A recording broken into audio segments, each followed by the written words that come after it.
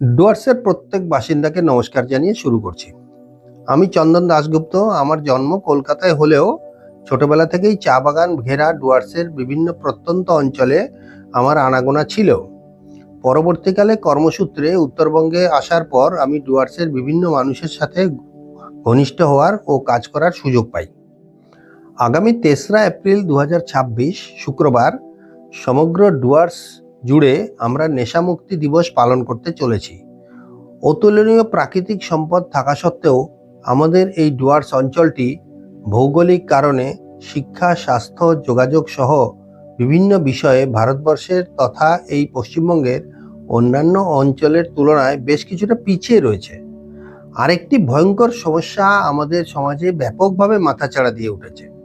অনেকেই হয়তো লক্ষ্য করেছেন, বেশ কিছু এলাকায় কিছু কিছু মানুষজন, বিশেষত যুব সমাজ, আজ কর্মহীন, হতাশাগ্রস্ত ও বিপদগামী হয়ে নানা ধরনের নেশা বা ড্রাগ আসক্ত হয়ে পড়েছে।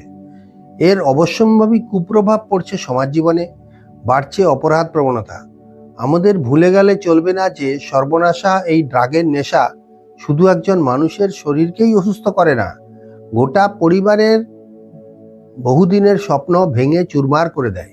এই কারণেই আগামী ৩রা এপ্রিল শুক্রবার ২০২৬ এলেনবাড়ি থেকে কুমারগ্রাম অর্থাৎ তিস্তা থেকে সংকোচ নদী পর্যন্ত সমগ্র ডুয়ার্স জুড়ে নেশামুক্তি দিবস পালনের ডাক দিয়েছে ডুয়ার্স দিবস উদযাপন কমিটি।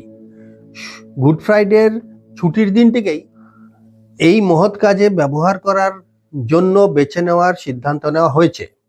ডুয়ার্সের প্রত্যেকটি ক্লাব, সমিতি, স্বেচ্ছাসেবী সংগঠন ও সামাজিক প্রতিষ্ঠান আর সব রকম সমাজ উন্নয়ন সংস্থাকে নিজ নিজ এলাকায় নিজস্ব ব্যানারে এই মহৎ কাজে যুক্ত হওয়ার আবেদন জানাচ্ছি।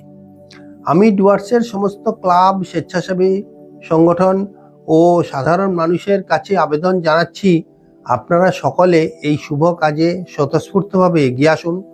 আপনারা নিজ নিজ এলাকায় নিজস্ব উদ্যোগে ও আপনাদের নিজস্ব ব্যানারে নেশাবিরোধী নানা কর্মকাণ্ড, যেমন বসে আঁকো প্রতিযোগিতা, পথসভা, মিছিল বা পদযাত্রা, নেশার কুফল ও প্রতিকার নিয়ে আলোচনা সভা, একদিনের ফুটবল, ভলিবল, ক্যারাম প্রতিযোগিতা বা মহিলাদের জন্য লুডো প্রতিযোগিতার আয়োজন করুন।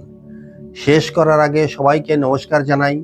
আমার দৃঢ় বিশ্বাস, আমাদের সকলের সম্মিলিত প্রয়াসে ডুয়ার্সের বিপদগামী নবীন প্রজন্ম এগিয়ে যাবে এক নতুন সোনালী ভবিষ্যতের দিকে।